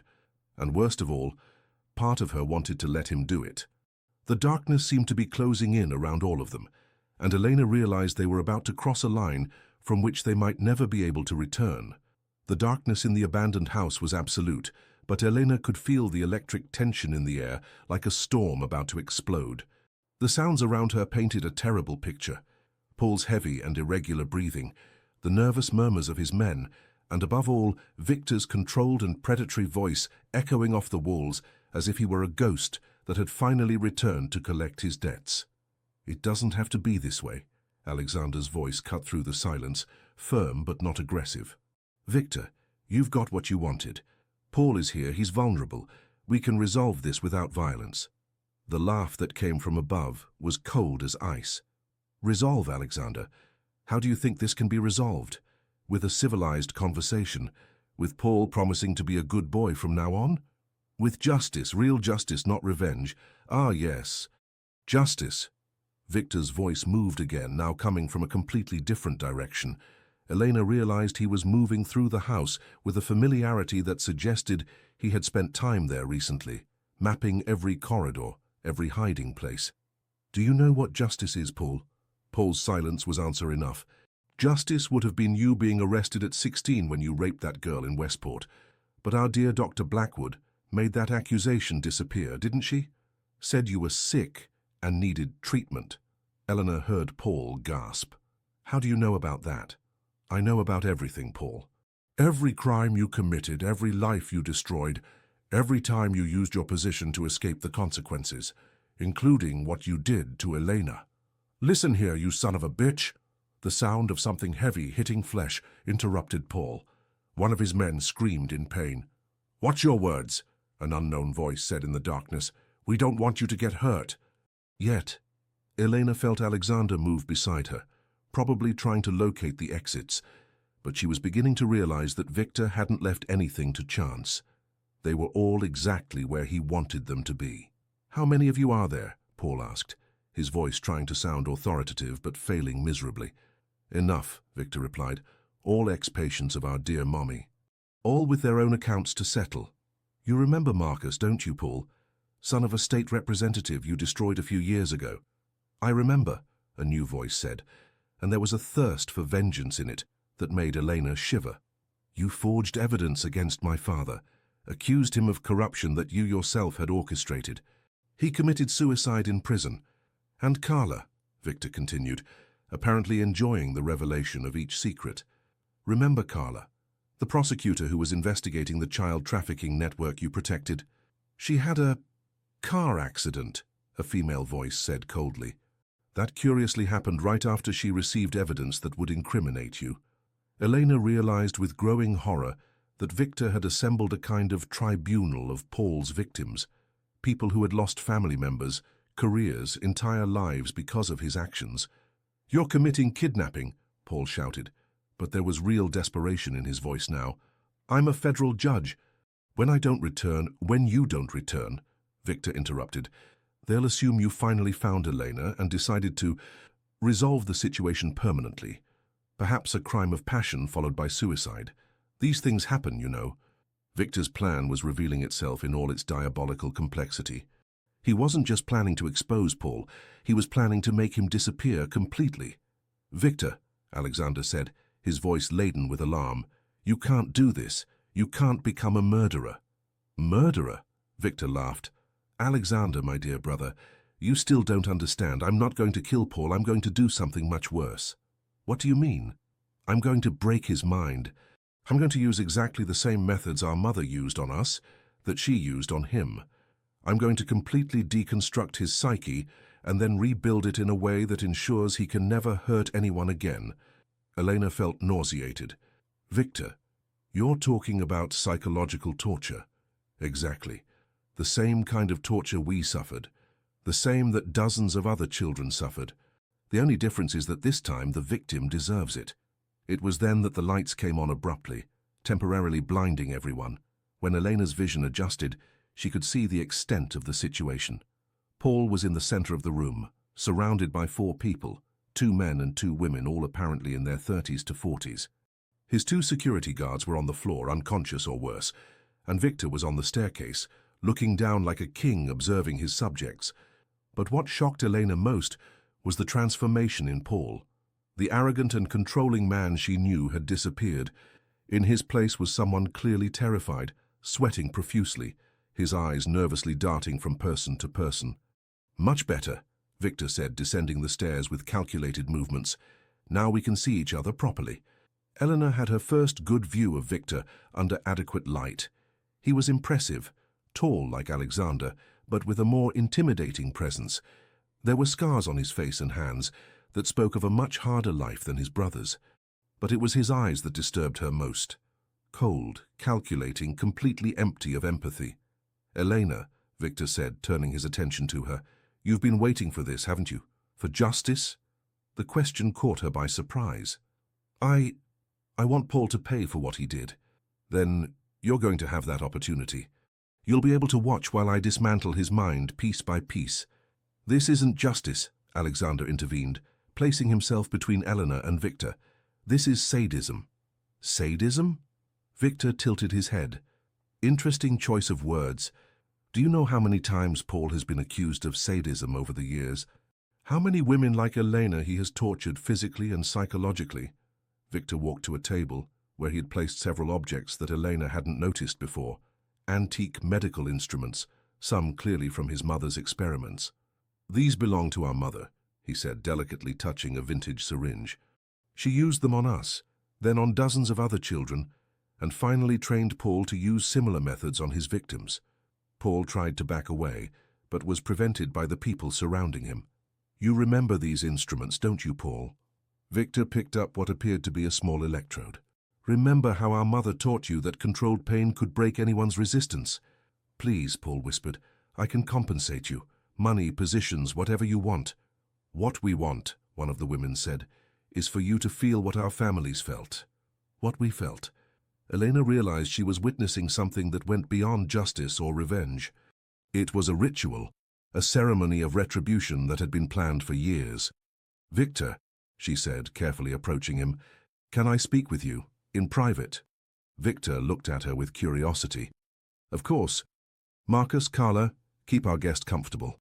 He took her to a corner of the room, far enough away that they could speak without being overheard. "Eleanor, I know this must be shocking for you, but understand, this may be the only real opportunity we'll have to ensure Paul never hurts anyone again.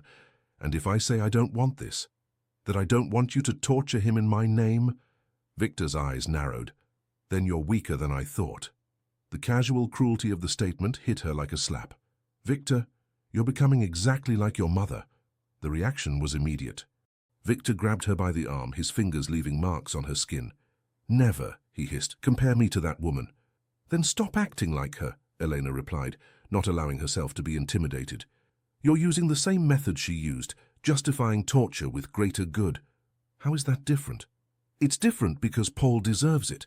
And did you deserve it too? When you were children?"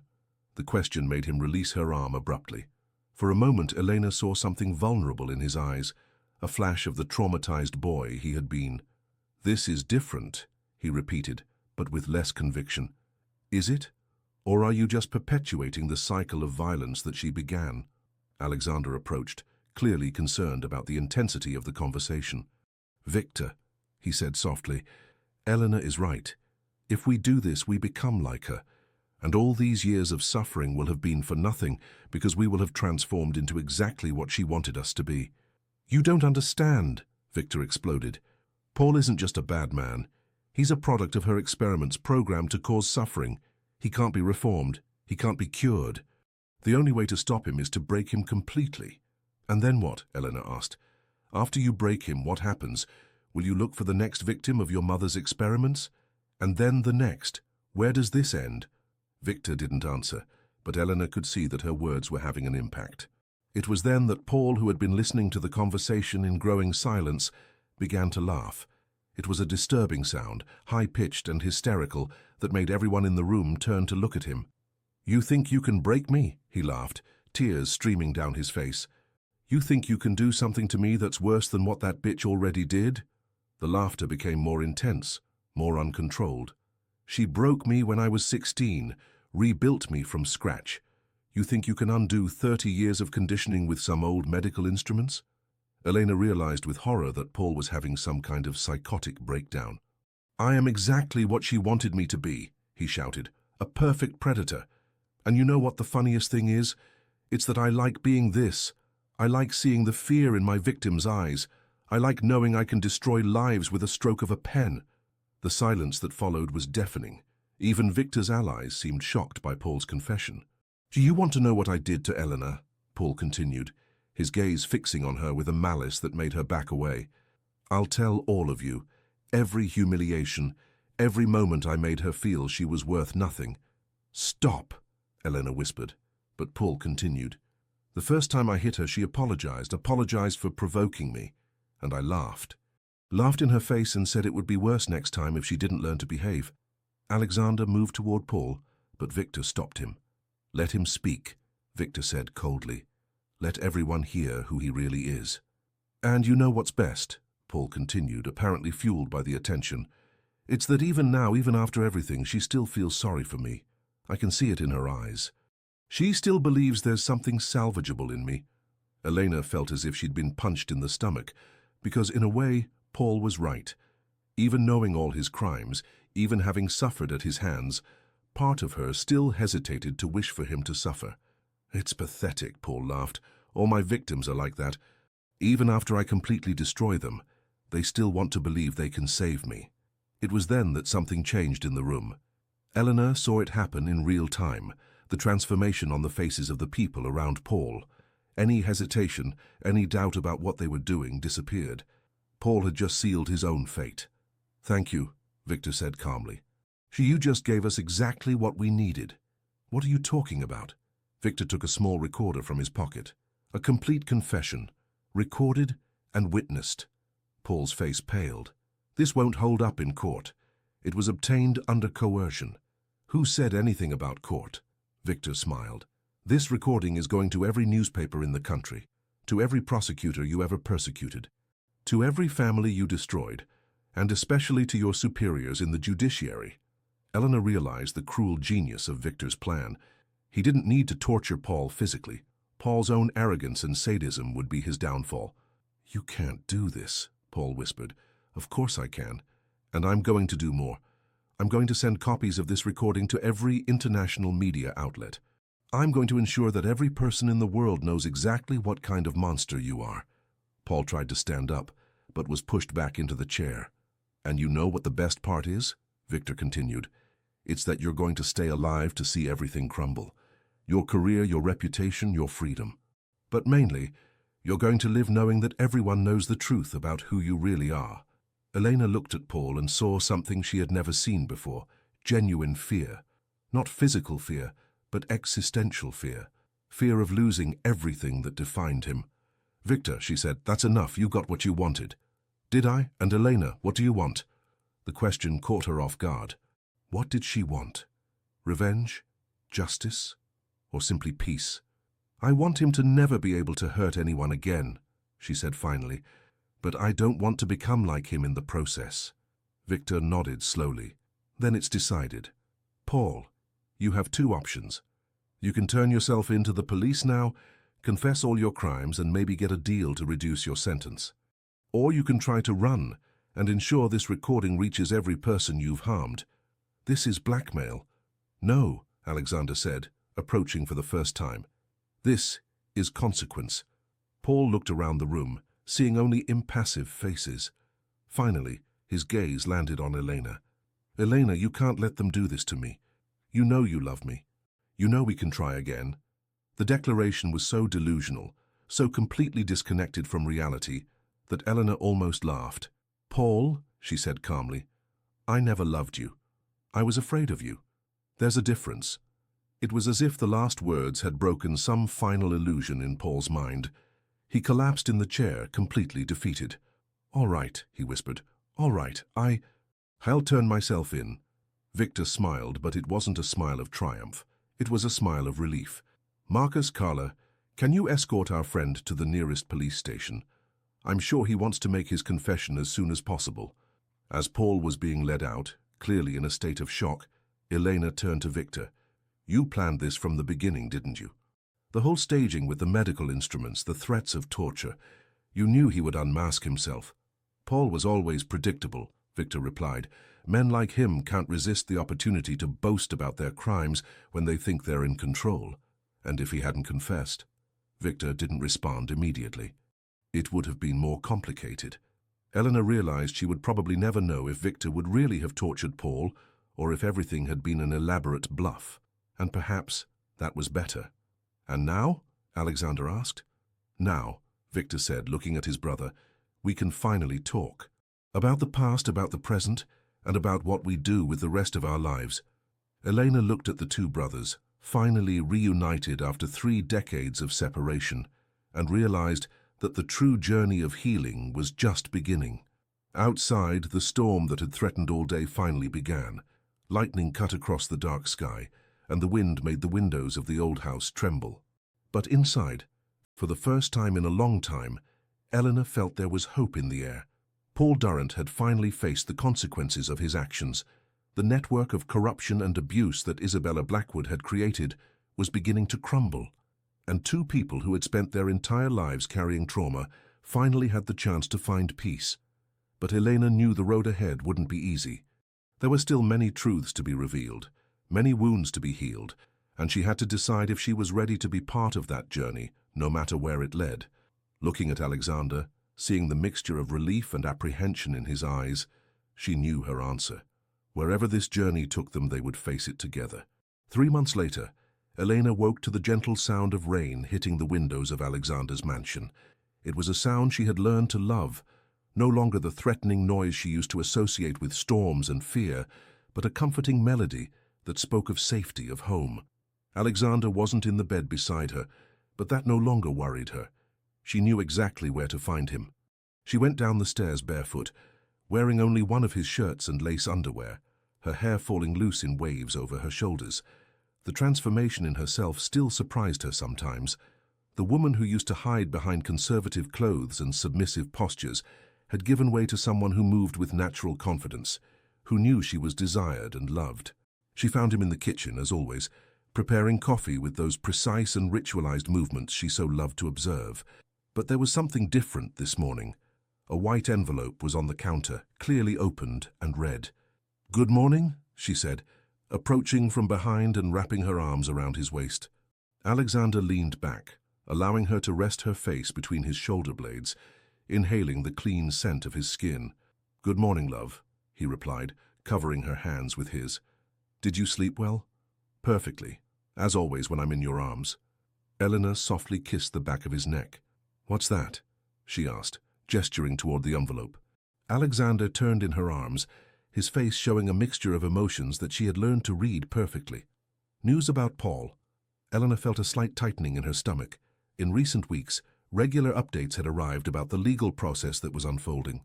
Paul's recorded confession had caused exactly the kind of earthquake Victor had predicted.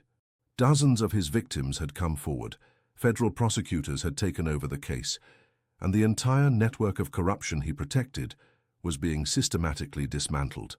Bad news? Actually, no. Alexander picked up the envelope and handed it to her.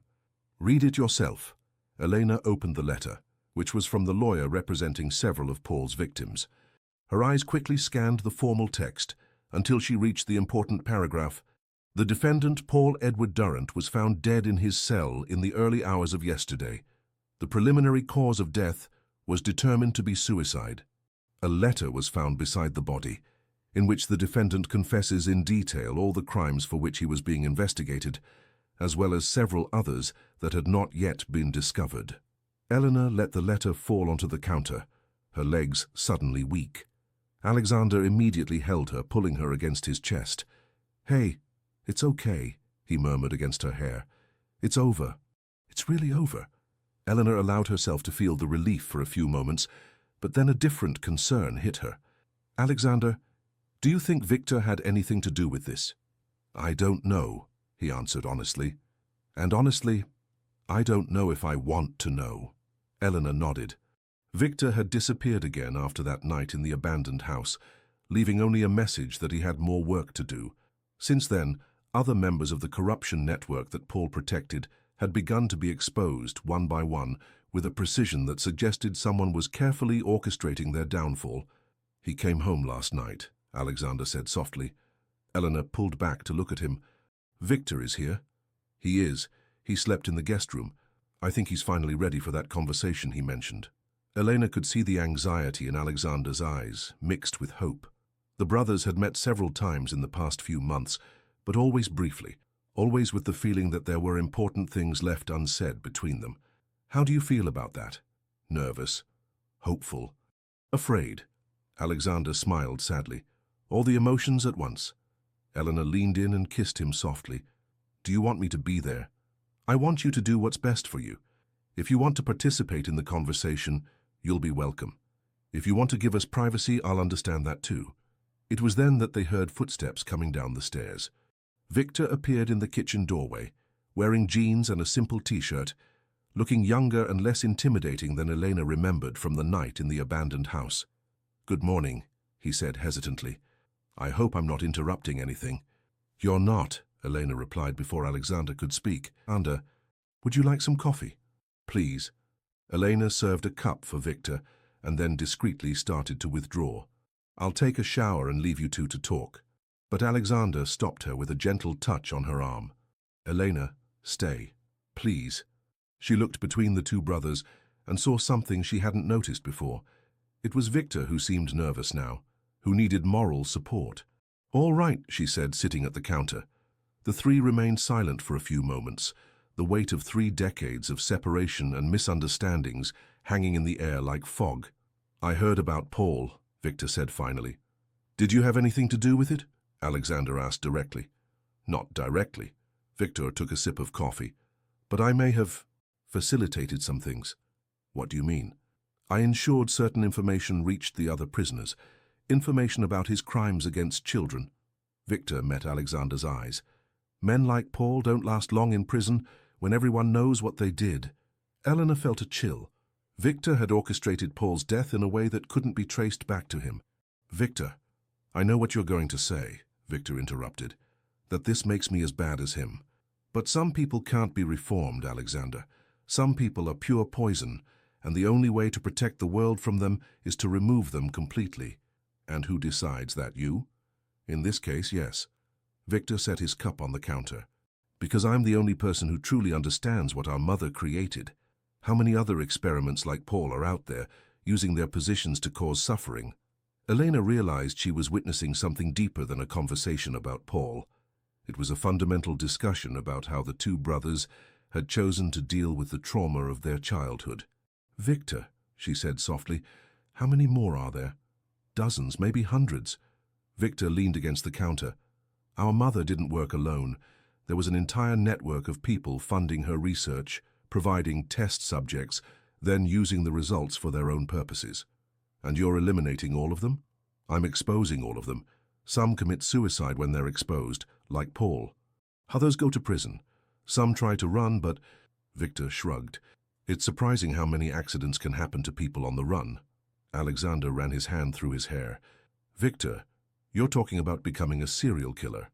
I'm talking about justice for people who never had justice. Victor's eyes hardened. Alexander, you were lucky. You managed to build a life, find love, create something beautiful from this destroyed world. I didn't have that luck. You can have it now, Elena said impulsively. You can stop this and build a life too. Victor looked at her with surprise. Elena, you've seen what I am. You've seen what I've become. There's no going back from this. Yes, there is, Alexander said firmly. There's always a way back, but only if you want it. Victor was silent for a long time, looking out the window at the gardens that were beginning to bloom with the arrival of spring. There's something you need to know, he said finally, about our mother, about why she did what she did. Eleanor and Alexander looked at each other. They had thought they already knew all the horrors. What else is there to know? Alexander asked. She wasn't just a sadistic psychiatrist doing experiments out of scientific curiosity. Victor turned to face his brother. She was creating weapons. Human weapons. What? During the Cold War, governments around the world were experimenting with mind control, psychological programming, creating killers who couldn't be traced, because even they themselves didn't know they had been programmed. Elena felt nauseated. She was creating programmed assassins? Among other things. Paul was one of her successes, a functional sociopath who could operate within the legal system, removing obstacles as necessary. There were others programmed for different purposes. And you? Alexander asked, his voice almost a whisper. I was meant to be the most extreme, the ultimate eliminator, someone who could be activated when all other methods failed. Victor laughed bitterly. Ironically, escaping from her may have been the only thing that saved me from becoming exactly that. Or it may have been exactly what made you what you are, Elena said softly. The observation hit Victor like lightning. He looked at her with an expression of growing shock. My God, he whispered, you think that this was planned? That she wanted me to escape?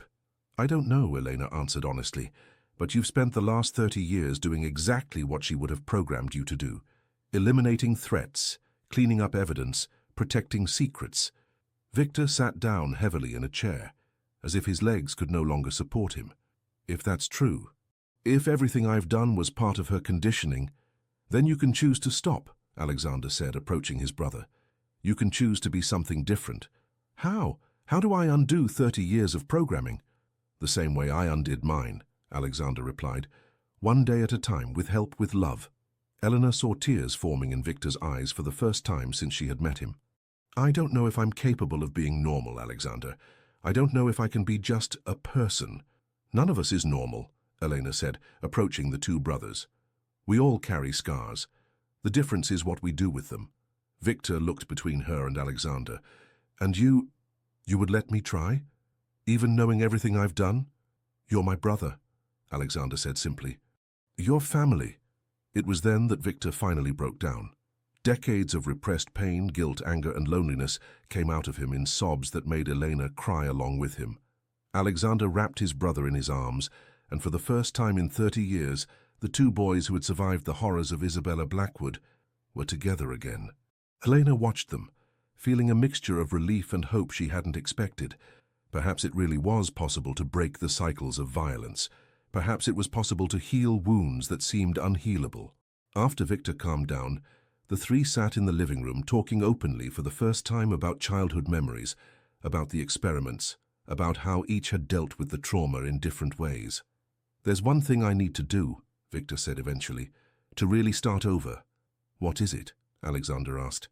The house where we grew up. It needs to be destroyed. Elena immediately understood. You want to burn it. I want to demolish every stone, every board, every physical memory of that place. And then I want to plant something new in its place, something living. A garden, Alexander said, understanding. A garden for all the children who suffered there, for all the victims who never had justice. Elena felt she was witnessing something sacred, two men deciding to transform the symbol of their trauma into something beautiful. Let's do it together, she said. The three of us. And that's how, a week later, Elena found herself standing beside Alexander and Victor, watching a demolition team reduce the abandoned house to rubble. There was no elaborate ceremony, just the noise of machines and the sound of falling walls. When it was finished, they planted the first seedlings in the soil where the basement had been. White roses for lost innocence, sunflowers for renewed hope, lavender for peace. It's beautiful, Elena said, her hands dirty with soil, sweat glistening on her forehead. It will be even more beautiful with time, Victor replied, and she realized he was talking about more than just the garden. That night, after Victor had left to begin his new life, he had decided to move to a small town in the countryside where he could work as a counselor for traumatized children. Eleanor and Alexander found themselves alone for the first time in weeks. They sat on the porch watching the stars appear in the clear sky after the rain. How do you feel? Elena asked, her head resting on his shoulder. Different. Lighter, somehow. Alexander kissed the top of her head. As if a weight I didn't even know I was carrying had been lifted from my shoulders. And afraid. Yes, that too. afraid that this is too good to be true. That somehow all of this will disappear. Eleanor turned to look at him. Alexander Blackwood, are you afraid of happiness? He laughed, a sound that she had learned to value above any music. Maybe. I spent so much time preparing for disasters that I don't know how to deal with good things. Well, Elena said, moving to sit on his lap, you'll have to learn. Because I intend to make you very happy for the next 50 years. 50 years? Alexander raised an eyebrow. That's quite specific. It's how long I think I'll need to make up for all the love you lost in your life. The declaration left him speechless for a moment. Then he kissed her, deeply, with a passion that spoke of future promises and shared dreams. Eleanor, he said when they separated, marry me. It wasn't a question. It was a statement, a certainty, an acknowledgement of something they had both known for months. Yes, she replied without hesitation. Yesterday, today, tomorrow, always yes. They made love that night with an intensity that was both celebration and promise. It was no longer about escaping the past or hiding from fear. It was about building a future together, about creating something beautiful from the ashes of their pain. Afterward, while Alexander slept deeply beside her, Elena stayed awake for a while, simply observing him. The man who had been so lonely, so closed off when she met him, now slept with an expression of complete peace on his face. She thought about Paul, who had died alone and hated. She thought about Isabella Blackwood, who had built her life on the pain of others. She thought about all the victims of the experiments, all the people who had suffered so that others could exercise power. But mostly she thought about the garden they had planted, about the fragile seedlings that would grow and bloom, transforming a place of horror into a place of beauty. Sometimes justice didn't come through courts or prisons. Sometimes it came through transformation, through healing, through the choice to create love where before there had been only pain. Alexander moved in his sleep, instinctively searching for her. Elena nestled against him, feeling complete in a way she had never imagined possible. Outside, the wind whispered through the trees, and in the distant mountains, the lights of small towns sparkled like fallen stars. The world continued turning, full of its own pains and joys, but in that moment, in that place, everything was exactly as it should be. Elena closed her eyes and slept, dreaming of flowering gardens and golden futures, knowing that when she woke up, the man she loved would be there, and that together they could face anything the world might bring. The past had been conquered, the present was theirs, and the future stretched out before them like a blank canvas, waiting to be painted with colors they hadn't even dreamed of. In the following spring, Elena and Alexander were married in the garden they had planted where the abandoned house had once stood. Victor was there, smiling genuinely for the first time Elena could remember. Marina was the maid of honor, and dozens of people whose lives had been touched by the three, former victims who had found healing, families who had received justice, children who now had a better future, were present to witness the triumph of love over trauma. When the judge, an upright man whom Elena had carefully chosen, asked if she took Alexander as her husband, her response echoed through the valley, "I do, forever and always." And when Alexander said the same words to her, Elena knew she had finally found her home. Not a place, but a person. Not safety, but freedom. Not an escape from the past, but a race toward the future. They danced among the flowers they had planted, laughing and crying at the same time, surrounded by people who had chosen healing instead of bitterness, love instead of hate. And long after the guests had departed, after the lights went out and the world grew quiet, Elena and Alexander remained there, dancing slowly under the stars, knowing they had transformed a horror story into a love story. Because sometimes, when you find the right person, when you're willing to fight for love instead of running from it, even the darkest endings can become brighter beginnings. And this was just the beginning of their true story. The story of two wounded hearts that healed together, of two lost souls that found each other, of a love that was strong enough to transform not only their lives, but the world around them. The rest, as they say, was happily ever after.